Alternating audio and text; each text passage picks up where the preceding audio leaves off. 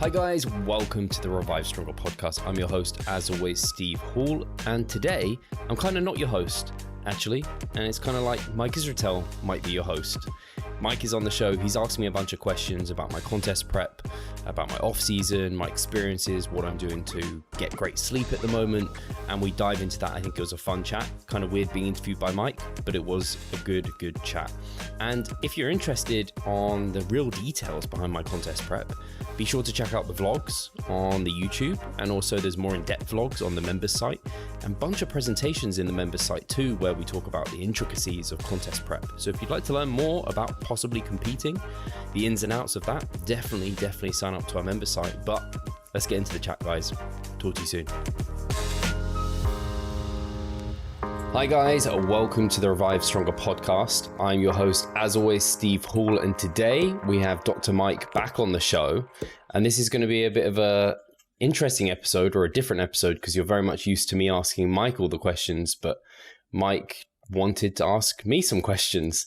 So I'm kind of nervous because I think he's going to make me look like a fool right now. But no, I'm joking. Hopefully this is interesting for the audience, and I'm sure we're going to have it's always a great dynamic, and I'm just excited to chat and see what you have to ask, actually, Mike. Yeah. Are you ready? Let's go. Right. Quick I think fire. I have something like maybe up to 14 questions. Some of them are broken down into parts. First question is, who do you think you are, Steve?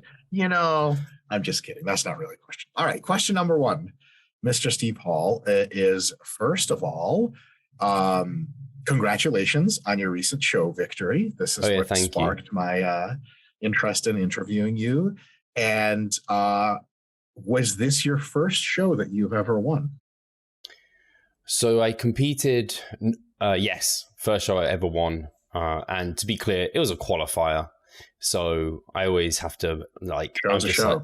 Yeah, to be fair, it's a show. And I didn't win the overall. However, I do think I was contesting for the overall because I was in the middle for a while, which is quite cool. Like, just to think, to know an overall. And then you do feel like you got a bit more credence because it's the best of the best, at least that show. Sure. But yeah, it's the first show I've won. 2014 was the first time I competed, and my first show was a novice. And I think I came second last in that novice show. So yeah, it was kind of crazy to then come to this one and actually take a win. So yeah, that was the first win I've had. Yeah. How did it feel? Did it feel different than usual? You're not used to winning. How did winning feel?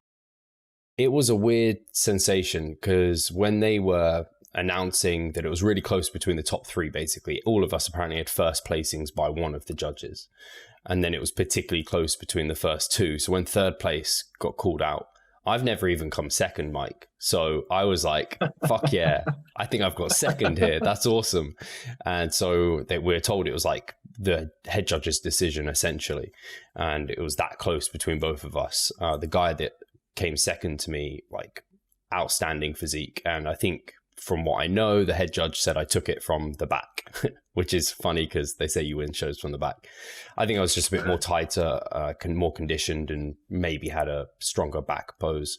But the other guy, crazy shape, like, looked fantastic. And I was like, you probably got this. I was just like, I've never had a split decision go my way before. So then when he got called out second, it was like, I don't know, you see contestants who kind of ball up and they get like a bit like emotional about it, and I'd never really quite understood it until it happened to me, and I was like, man, I'm actually like crying a little bit here. This is like the culmination of so many years of effort and hard work to then get that. It was just like very rewarding. So it was kind of surreal, and it felt, in some ways, I wish it didn't feel as good as it did, because of course we all do this because we want to win, but I also know that you're not always going to, and it depends who turns up on the day, and you should just ultimately want to bring your best, which I did. And so in some ways I'm like, oh, I wish winning didn't feel so good, because now I'm kind of really wanting to win more. Sure. That's so yeah, really it felt like very different to, like, I'd been happy with previous performances, but not to the same degree. Did you feel an increased sense of belonging in bodybuilding by any chance after winning? I definitely felt that when I won my first show. It was kind of like, oh, like I really am a bodybuilder. I'm not just a guy who shows up to bodybuilding shows to do them. And everyone's like, what's that guy here for? Well, do you have any sensations of that sort of thing? More genuine, even not in bodybuilding contests, but in your podcasting and your client work. Now that you've won a show, it's kind of like, oh, like I know things work. It's really, yeah, without a doubt. Actually a surprising amount of just kind of self-belief pumped back into me, in that I'd always consider myself like, I don't know, just someone who, I don't, just someone to make up numbers almost. Just like I enjoy this sport and I'm kind of more of a spectator and more of a coach, and that's my skill set. I'm not really like competitive at this. But yeah, and then I felt like, oh, actually, like even to have had the head judge pick me almost, although it would have been nice to have just slaughtered everyone, but to know that it was that close, and I still got picked before someone who he actually just went and won another show, like the British final lightweight title. So he just went and won that. So he was very good. And yeah, so it definitely gave me a bit more of a sense of belonging. And again, this is one of those things, and I wonder, probably you felt this, and particularly probably Jared has felt this. And I think ultimately it's a very good thing. Hopefully myself considered as well, but it's obviously makes people think more of you and you get more attention, and it can be great for business, great for bringing on more clients and having more competitive clients, maybe better paying clients, which is fantastic. But ultimately it's like, why did it have to take that? But sometimes it does, to have that notoriety. And obviously being an IFBB pro is not really comparable to me winning a qualifier show, but in some ways it gives that allure to people in some ways. A win is a win. How long ago did you first start prepping for this show? Like distinctly for this show or for this grouping of shows? So I started like prep in the end of May, I believe. Yeah. So it hasn't actually been that long. So that means you prepped for May, June, July, August, September. When did you do your show? So the show was now 6 weeks ago. End of this week, 6 weeks ago. So really you prepped for what, basically 3 months, 3.5, something like that? Yeah, it wasn't that long. I didn't 14 weeks or something. Yeah. Like in terms of like diet fatigue, didn't really feel that much until after that show. And then everything started building up. But to the lead up to that, it really... And the show, you did a show just before that, didn't you? Yeah, I think I did. It was one I just kind of like, it was a decent timing for me and I just entered it on the fly 2 weeks before. And that show didn't go your way. That one I came third. But that, again, it was a great example of, it depends who turns up on the day, because the two guys that I went up against have gone on to win. One won an overall, and he's actually was in the like short class. And I don't know, shorter competitors don't tend to, it's normally the heavyweight and the taller guys who tend to take it, but he's incredible. So he won an overall, and the other guy just went actually the same British finals.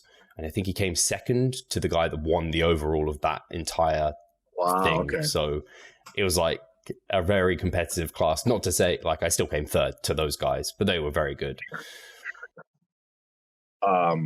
What did your periodization look like for this group of shows, or really for the specific one that you just won? What does your diet plan look like? Did you plan out any high days and low days? Was it just all adjustments week to week? How did you plan that whole thing out generally? So the general view looked like kind of in line with my accumulation of training, which would be a 5-to-1 paradigm. I'm still holding on to a 5-to-1 paradigm. In that deload week, I would take a diet break up to maintenance calories. I think the first one I may have only done for 4 days at maintenance and took the first half of it still in a deficit, or a smaller deficit because my training volume was lower and I was deloading, so less active. And then from there on, every deload has actually coincided with a show almost. So it's kind of been peak weeks. Like this week is it was like kind of an overreaching week last week, week 5, deloading this week in line with my peak week this week. And so was the one, that's why the last one was like almost 6 weeks ago. So it's kind of doing another show. Yeah, I've got a show this Saturday. And that's the last show of your season? Or it's the one that I qualified for. in the 6 weeks ago.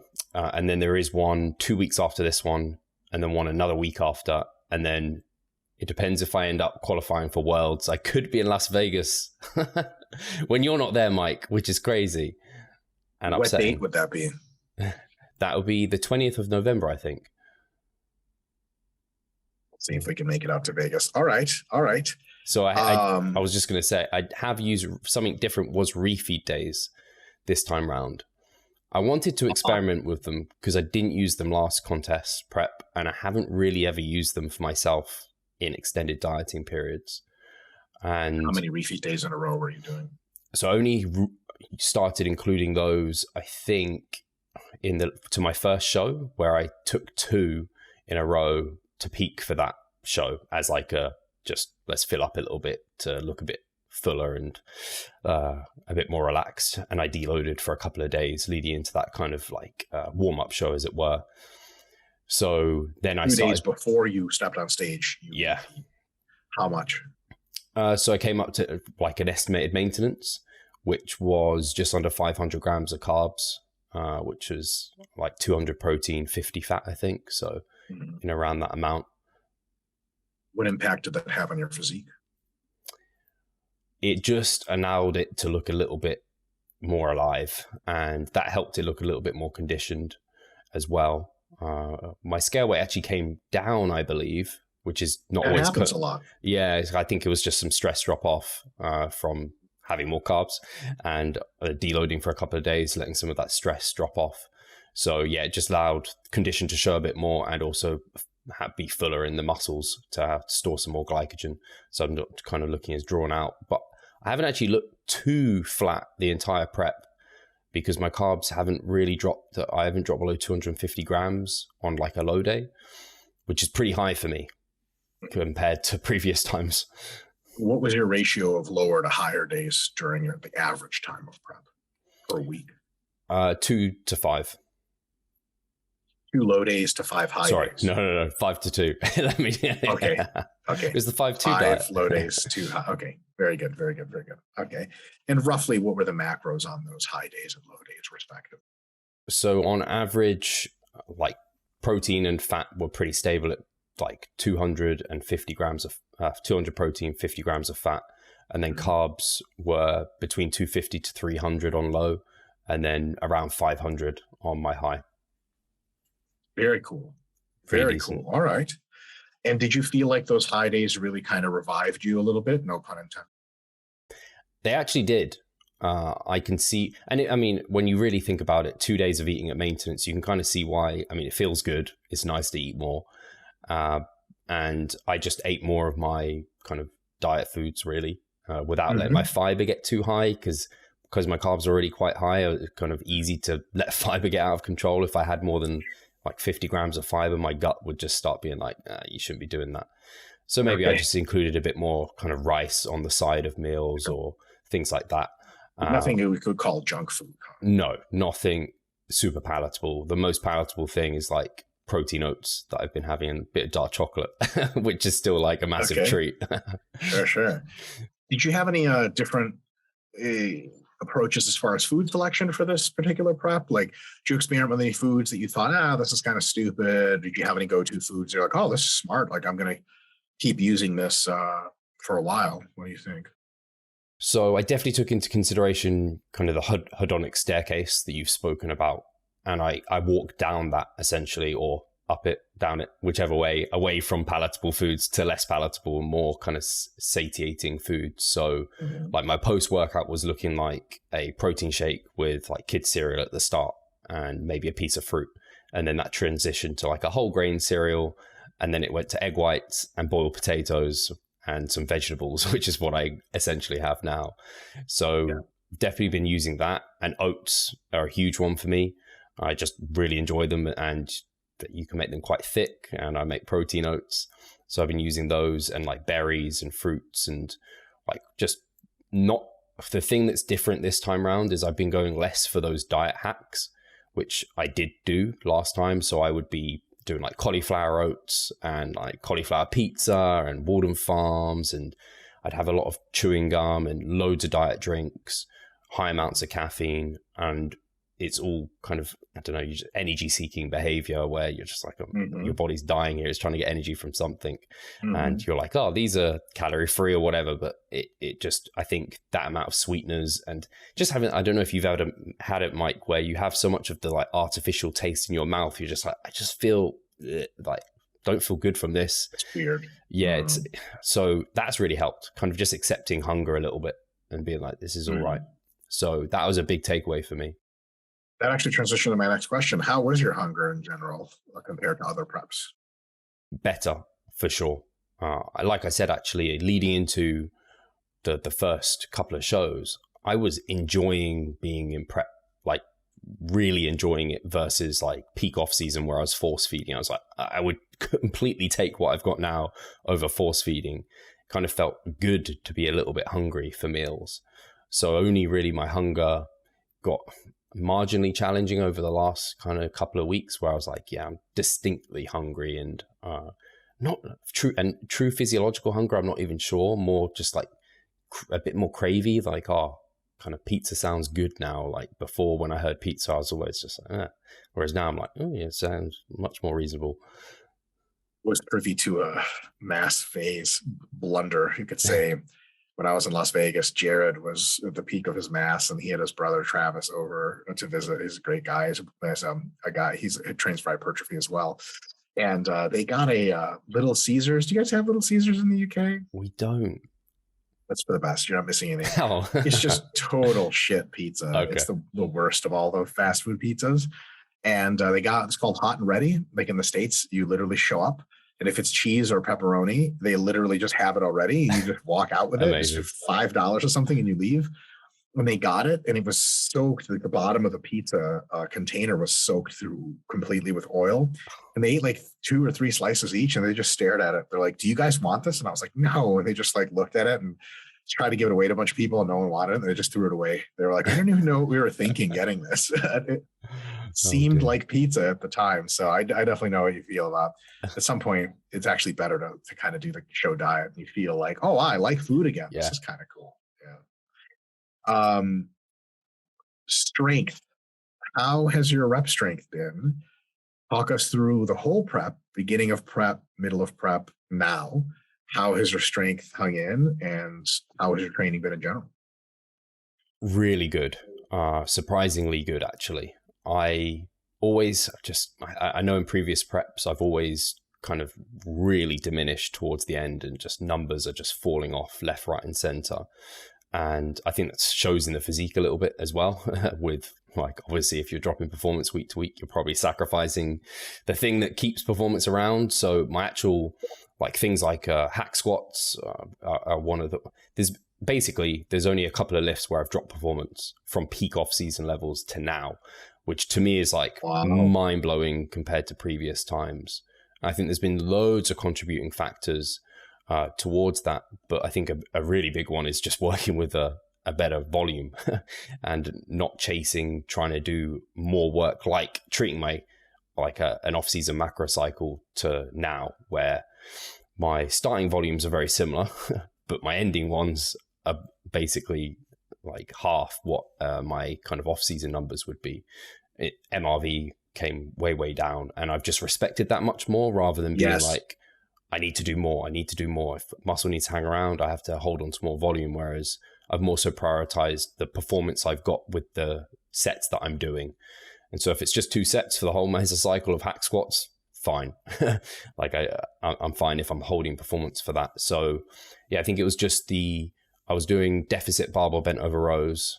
Those started, I could just tell my technique was starting to get a bit more momentum and driving that. So I just rotated those out for a dumbbell variation, and they've been back in and progressing nicely. And then I can't think if there was another lift that I removed. That might be the only lift that I really removed.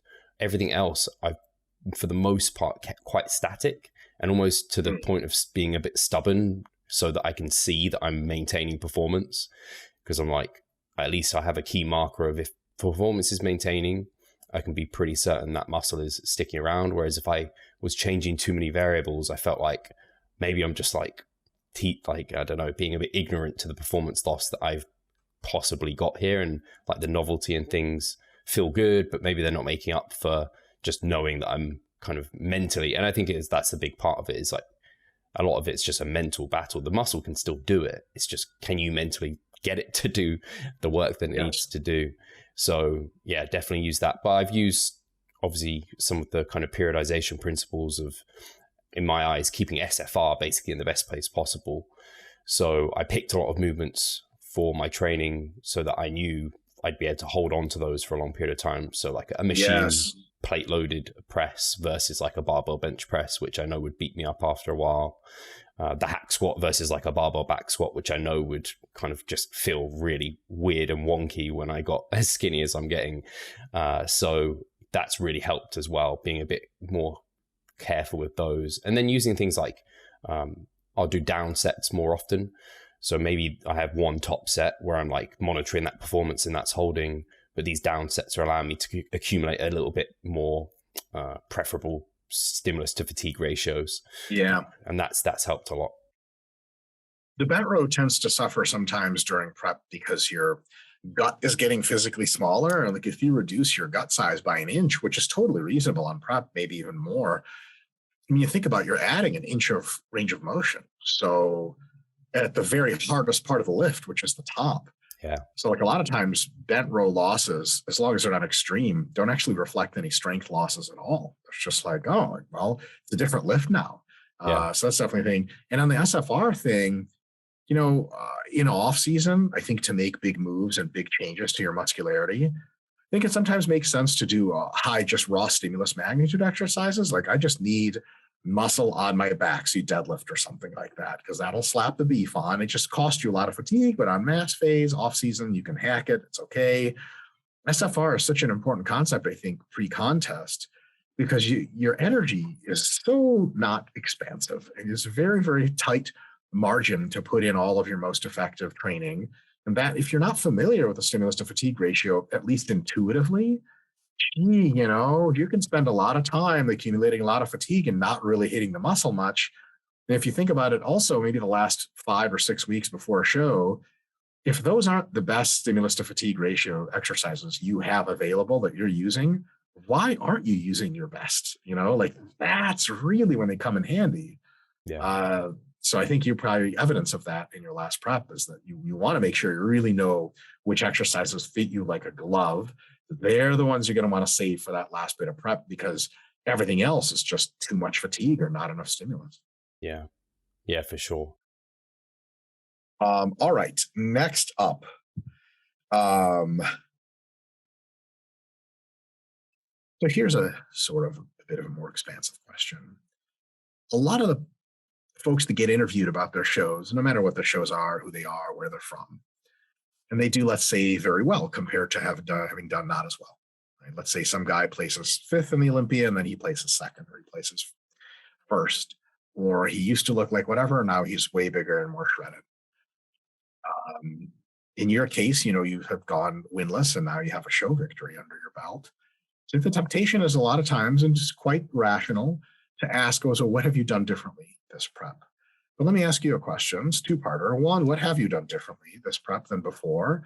But also, do you think that that done differently question potentially hides the reality that at least some part of your success, maybe most of it, is due to just doing a lot of the same stuff, but just the accumulation gets higher? Like if water finally flows over a bathtub and onto the bathroom, what was so special about the last 5 seconds? Nothing. It was exactly like the first 5 seconds. It's just the water just kept creeping up. So people say, like, oh, you look so great these last few years. It's like, well, motherfucker, I've been training these last few years. God damn it. I sure hope I look better than before. So what is, as far as your difference in your appearance and your show placings, what would you assign to things you did differently? And then if you can expand on some of the things you really think that you did differently that helped, and how much of that would you place to, like, actually, there's a lot of the same stuff. It just, finally, I got up to a development level where I'm good enough to win shows and good enough to look like this new version of myself. What do you think? Does that make sense? Hey, Pascal here. I just wanted to take the moment to talk about our membership site. Inside, you'll find a thriving forum, an extensive exercise library, courses, presentations, and research reviews. All I need you to do is hit the link in the description below and sign up. It makes so much sense. So much sense. especially like unless you're like really at the start of your career or something, you're really not sure what you're doing, or maybe you've got a new coach that's kind of changed your perspective on things. But for I don't know, since I have known you, Mike, for about a year, once I started to actually understand how to apply a lot of the principles of hypertrophy training, not much has really changed. You look at my training, not much has changed apart from I've understood my volume landmarks a bit better. Some of the biofeedback tools have really, really helped me.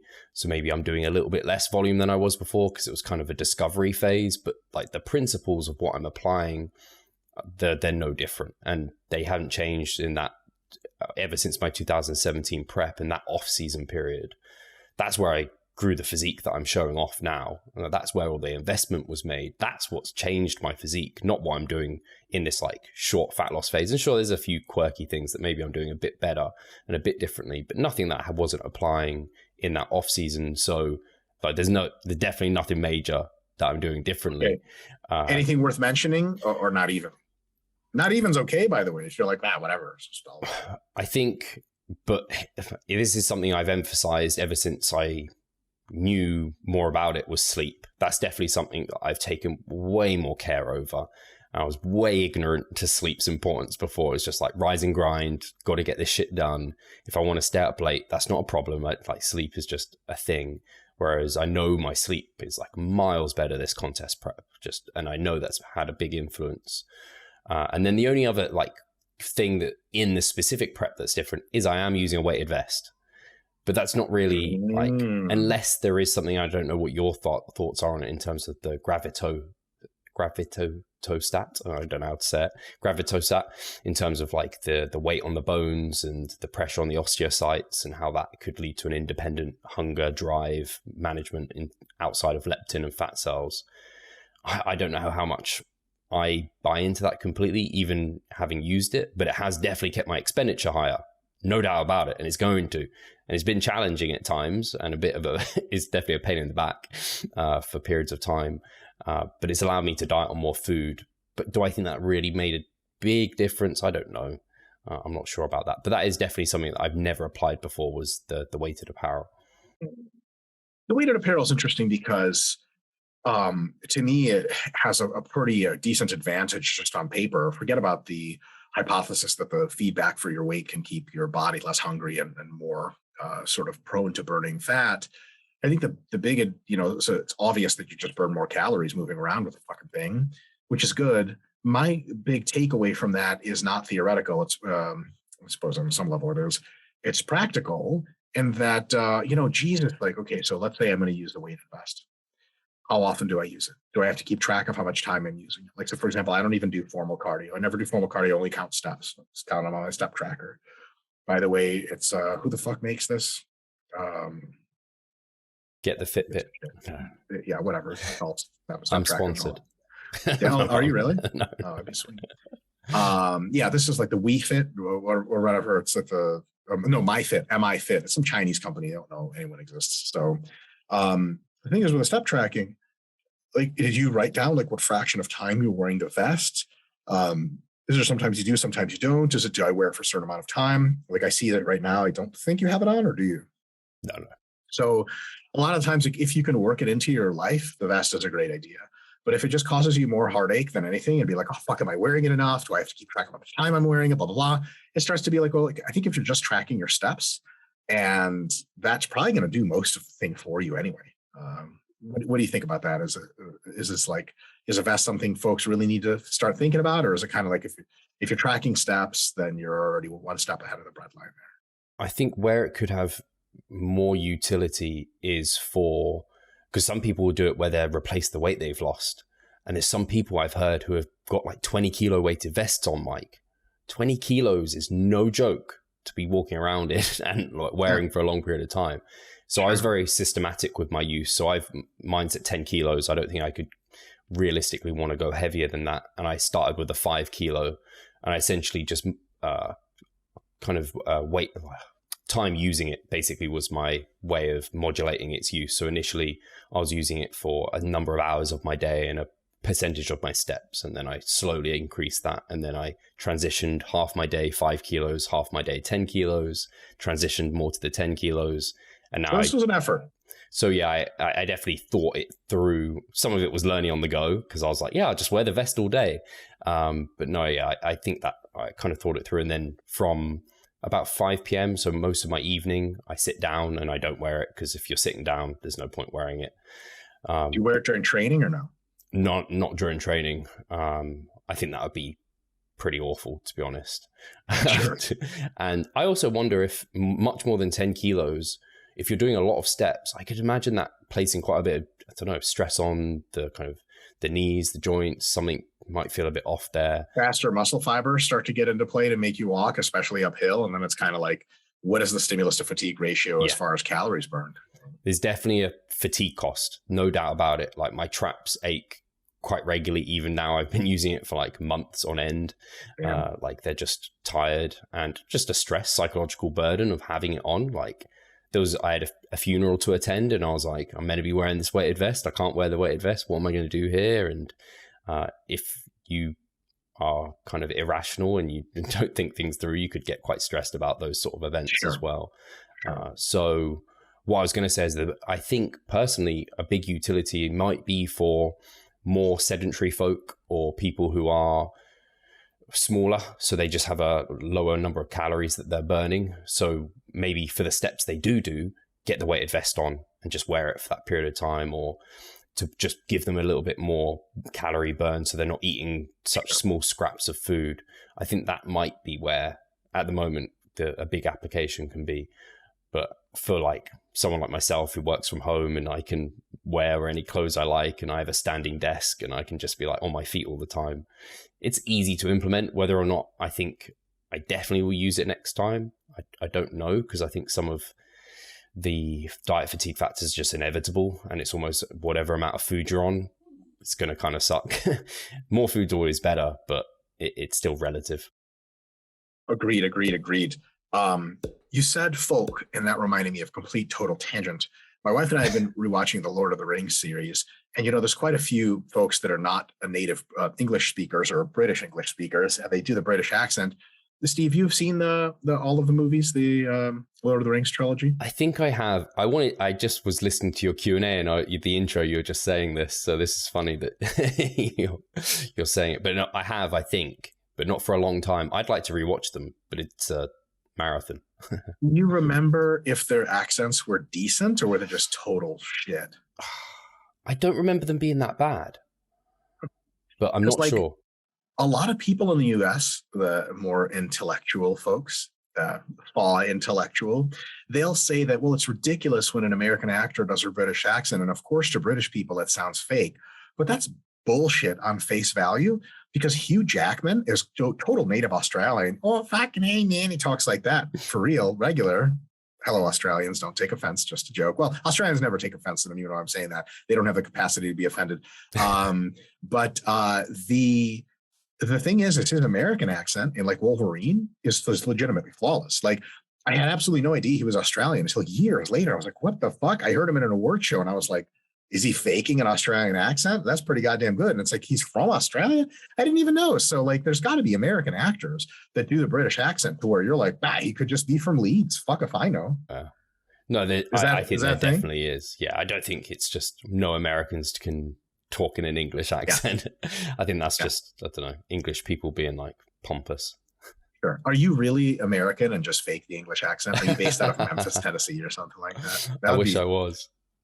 Don't say that. You don't wish you were. All right. So sleep, relaxation, recovery. You mentioned sleep.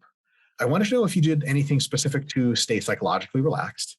And I also wanted to know, to follow up on your sleep question, what is your layered strategy? Because I know you have something pretty intense for sleep to make sure you're checking all the boxes.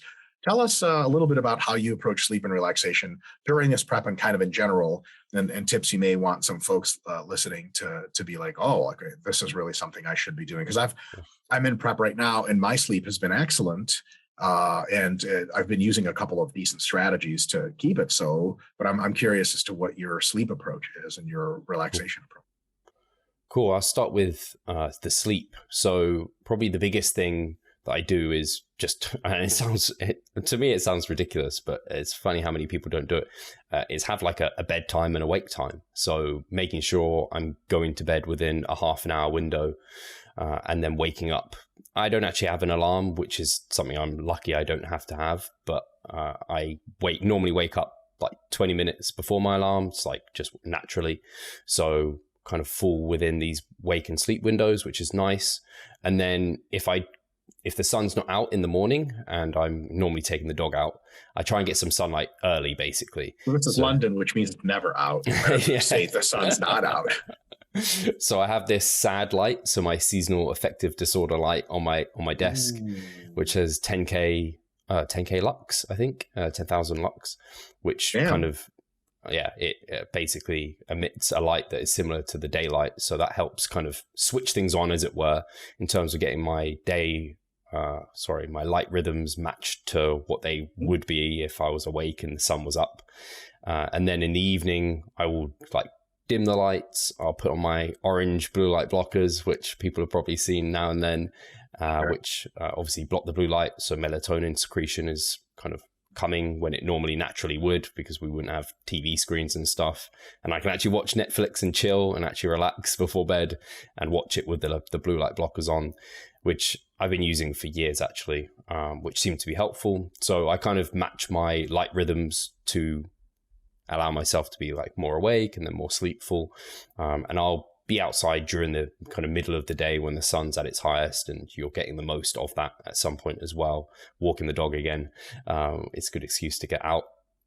Then with food, there's something I do with that is just basically not stuffing myself before bed, which is easy during prep. If you are struggling with sleep though, sometimes like a higher glycemic food, carbohydrate, can help, like initiate sleep. But I don't tend to use that. I just kind of try not to eat too much before bed. That tends to help. There's a problem there where the high GIs can put you in a lethargic sort of sleep state. But once they start digesting, you get that like boost of energy and thermogenesis, and you wake up sweaty and like full of energy 2 hours later. I think it's good for napping. But for me, that whole eating a lot before sleep thing never really worked out that well. I will say, though, on the other end, going to sleep hungry is just completely untenable for me, because then I just don't sleep. I just stay awake and just am just like pissed. Yeah. Did you struggle with any bedtime hunger, or do you have a pretty good strategy for how to nix that out? So it seems that protein doesn't seem to have such a negative effect on sleep, at least from research. And I've done like casein and like Greek yogurts before bed for ages. So that helps. Slow digesting, casein, it's like keeps hunger at bay pretty well. So yeah, I have been doing like a Greek yogurt before bed every night. It's like 20 to 40 grams of protein through that. And it's not a huge amount of food either. So that's what I tend to use to abate any of that. And then, in terms of, I guess, relaxation techniques, I'm trying to think, they never come to mind. A lot of them are like just habitual, like you can just like let them happen through your day. So I don't tend to work later, like within the last 2 hours of bed. I try not to work, try not to check emails, kind of general due diligence like that. Try to just sit on the sofa, kind of chill out, watch TV. Might do a hot shower, like within the last like half an hour before bed, hour before bed. That sometimes can help. But normally that's if it's actually hot. But if it's my bedroom's cool, if your bedroom's like a cave, that really promotes good sleep. So cool, dark, and that's something you also do, right? So yeah, I make sure to have the windows open. Like if I can have blackout blinds, I have blackout blinds. I have actually. What is the temperature roughly of your bedroom? I don't know. I'm 19 or something. Maybe, yeah, something along that. I just know I leave the windows open in that room, and Charlotte's always cold. But I'm like, no, this is great. I sleep well when it's nice and cold. Males and females definitely have a sleeping optimum temperature asymmetry. Yeah. A white noise machine actually really helped me, because cool. We're right by a railway, and that with the window open is just like a nightmare. And there's people on the street. It's fucking London. So there's drunks out there. So the white noise machine has been great, actually. That really helped. That's awesome. Do you have a setting? Do you like whales or some shit? Or... you can do some weird stuff. Mine's just like... Oh, like, solid. Yeah, just like a broken air conditioner. Excellent. All right. Only one other thing, sorry, Mike, was... please. I do magnesium. I supplement with that anyway, but I have that before bed. That might have some marginal sleep promoting effects. I've recently implemented L-theanine before bed, 400 milligrams of that. That actually really seemed to help quite a bit. I was surprised that it helped that much. And then ashwagandha is something I've been using throughout prep, which does have pretty decent evidence to suggest it can help with like anxiety and stress. I've never noticed anything acutely, but maybe it's built up and it has just generally been helping. And then I was going to try that too. It's a well idea. I saw it on Jackson Pios's, one of his research summaries. Yeah.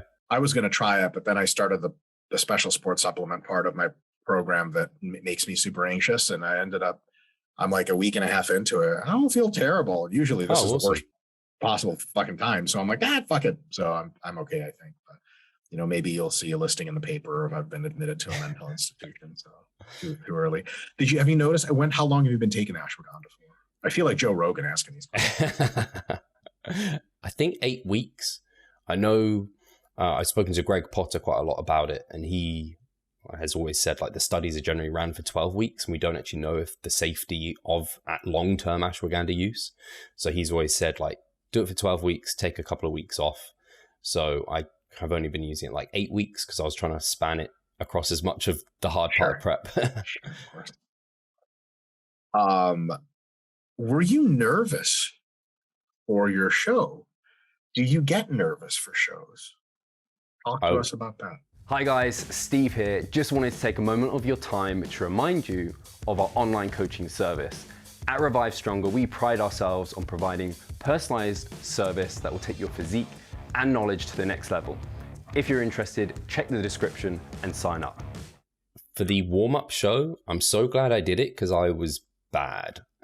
What is bad? What do you mean? Like impacting sleep for sure for a few nights, thinking about the show. Yeah, thinking about the show. Like the 3 nights before the show, I was thinking about it. On show day, I was like, I don't know, like if I put out my hand, how nervous are you? I'd be like a bit like just generally having just general anxiety. I'm bad for that sort of thing anyway. I think I'm just that sort of like driven that way.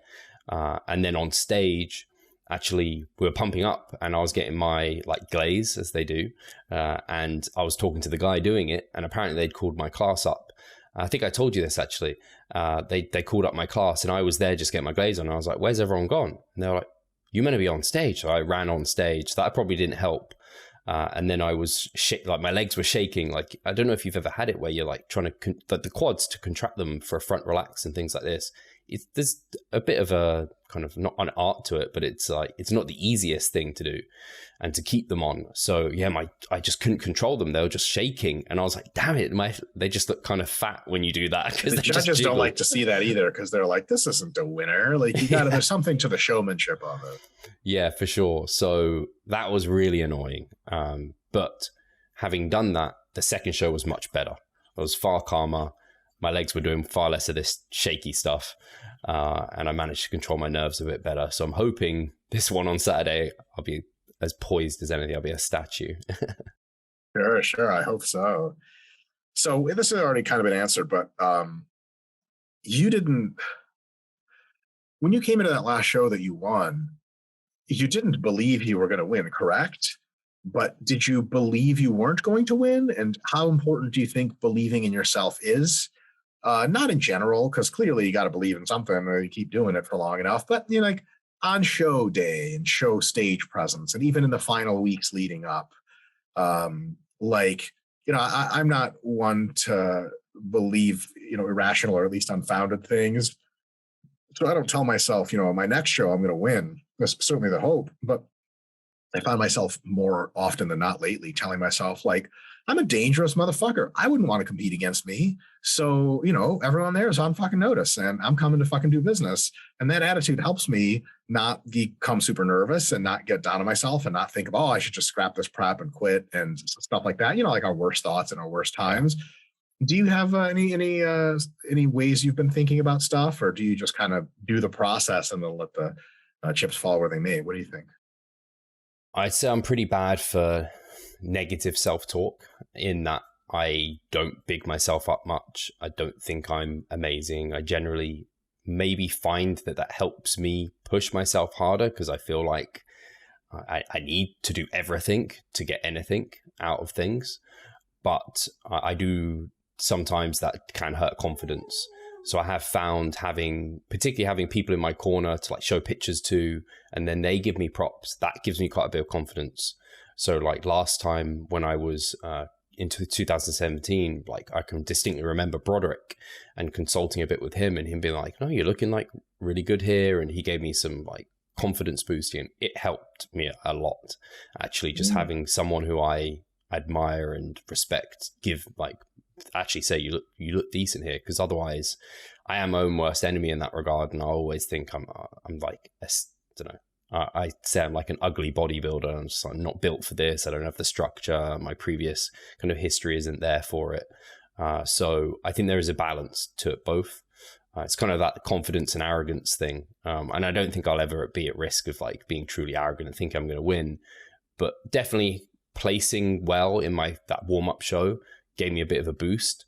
And I do think stage presence is very important. You don't want to be up on stage and just be like, you don't want to be there, or be like half dead to the world, or I don't know, look like you've already lost it before you've given a try.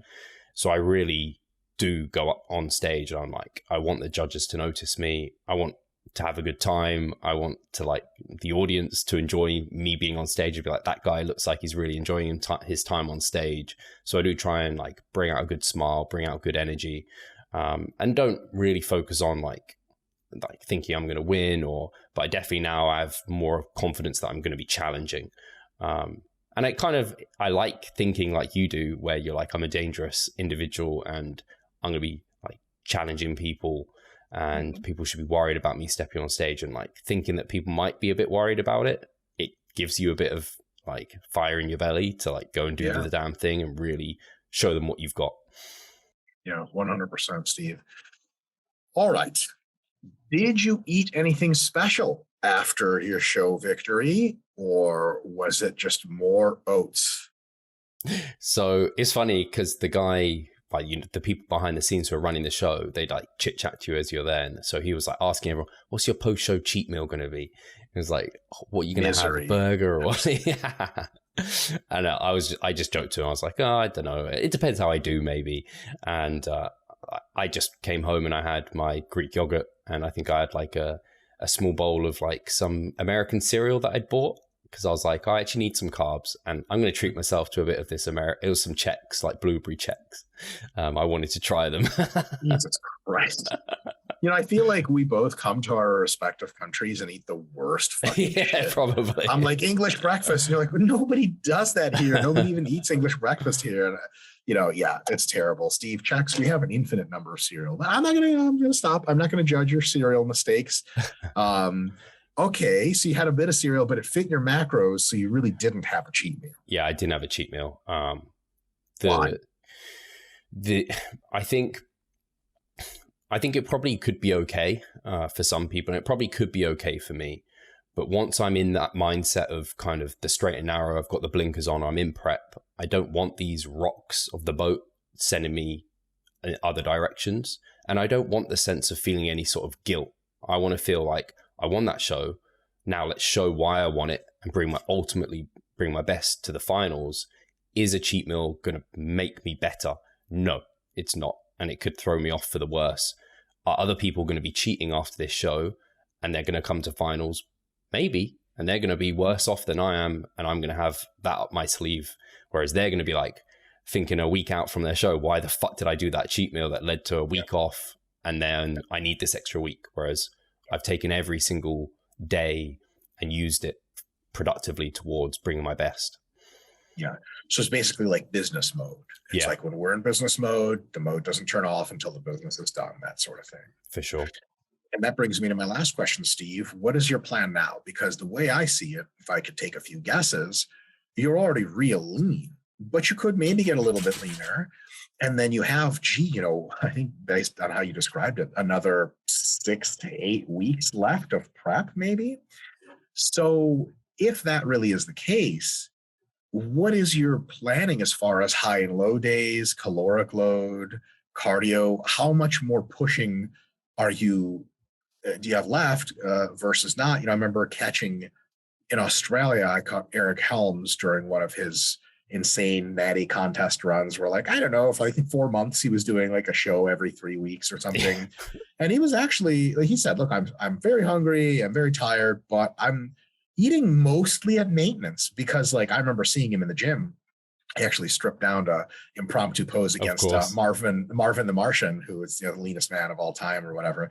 And Eric came up to me after, and he's like, 2 things. First, I didn't look that bad next to him. And second, what the fuck is up with that guy? It doesn't make any sense. Like, he looked lean in pictures, but then in real life, there's parts of you that aren't supposed to be parts of a human. But that all being said, I remember Eric was eating close to maintenance, sometimes over maintenance, sometimes under, and kind of just flirting with a little bit more fat loss progressively with each show. But at that point, you're so close to any more losses or just muscle loss, especially as a natural. It kind of begs the question of what is really, are you still imposing the same kind of deficit from now until these last shows that you were from your start of prep to now, or no? Yeah, so absolutely agreed. And that's actually part of the reason I started using the refeeds, was to just slow my rate of loss. That was kind of my strategy. So like, bring in 2 to slow the rate of loss. Maybe then I could bring in 3. Maybe then I'll just average the week and just be in a small deficit and close that gap, so that I'm not risking losing at a rate of loss that is leading to muscle loss, and really taking care of training performance to kind of give me key insights into that. Very much look at it like a tightrope. You can't push too fast because you're balancing so many things when you're at this stage. The cool thing I have, and I completely agree with you, unfortunately, I think I can get a bit leaner, or maybe fortunately, I've got a bit more runway, depending on how you look at it. So I've got this finals on Saturday. This week will have acted pretty much as a deload and diet break. So it will have given me a little bit more time off, foot off the gas. And then I'll be entering week 1 of a mesocycle, so nothing too crazy. Should be able to hold performance quite well. And then I'll have another peak week.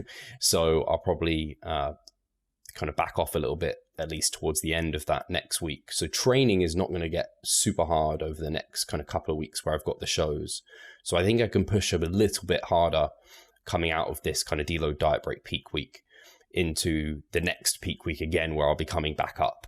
So it'll be like, I can kind of have those hard days after this show to maybe bring out basically the rear of my glutes a little bit more to get that sharpness, and then pump the brakes and fill back up for that show.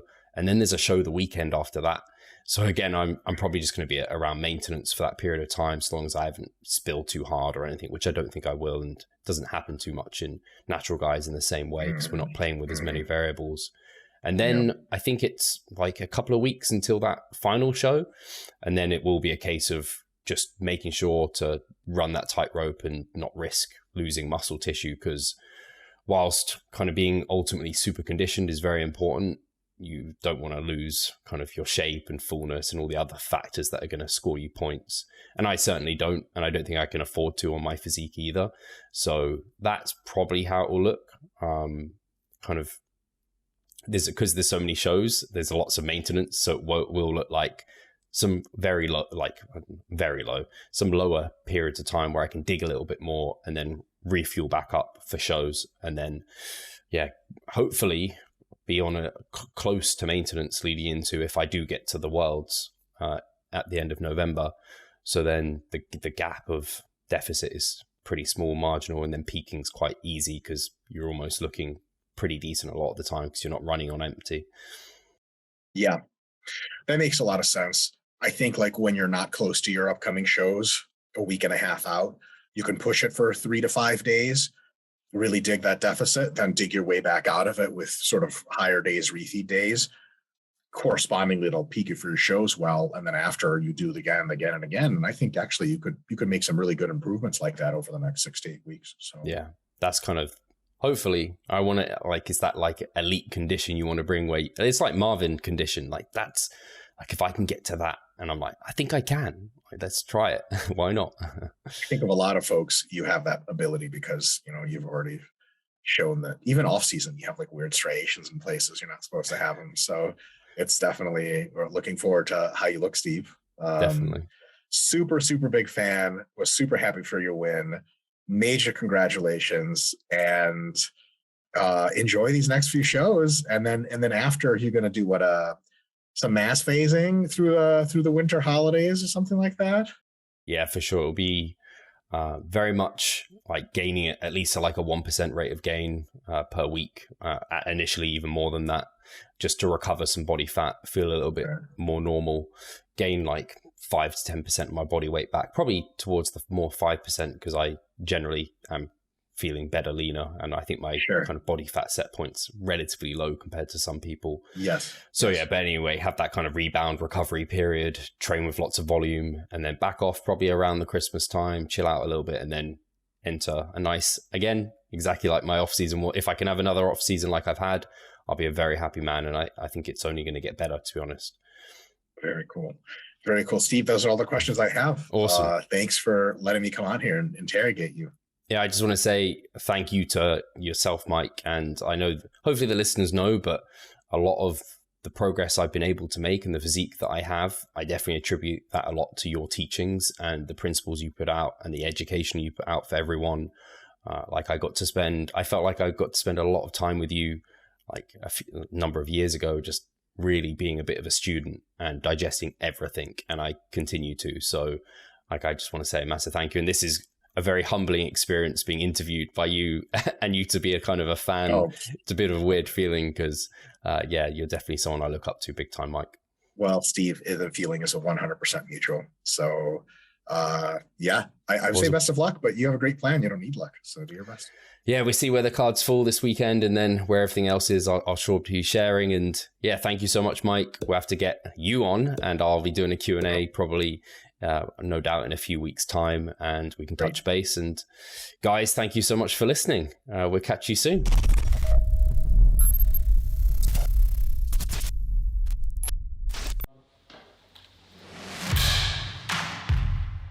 So I'm Steve Hall, founder of Revive Stronger and a coach of Revive Stronger. My name is Pascal Flor. I'm the co-owner of Revive Stronger and also a coach, of course. Revive Stronger has probably been going solidly for 3 years, roughly about 3 years. Revive Stronger, to me, it is becoming kind of my child, my foster child. It's the gathering and getting together of like-minded people. We've been expanding the coaching team, which is helping us help more people, but each coach can only help a certain number of people. Right now, it's all over the place. We have YouTube, we have Facebook, we have Instagram, but there isn't that community aspect behind that. And so the next step for us is developing a membership site. So basically, we want to create a family and a community that is then benefiting from another. A really cool community for people within our little niche is going to be a website. They will get early access to our podcast. You can access us, ask us questions. The community aspect, we have a forum there. You can ask questions, but also you can log your journey. There's also going to be courses on there. Courses, presentations on different topics. Discount of past seminar footage. We will log our journey as well. We'll start vlogging. We're going to have documentaries. Our entire athletic journey. Furthermore, they get access to an exercise video library. The exercises that we love for hypertrophy and maximizing hypertrophy, we're going to go through those in depth, telling you how to execute them. We kept them concise and also mobile friendly so that you can watch them in between your sets. I'm super excited to grow this community. The amount of value that we're going to be delivering is huge. And I'd love you to be part of it. You will get so much out of that. I'll see you inside.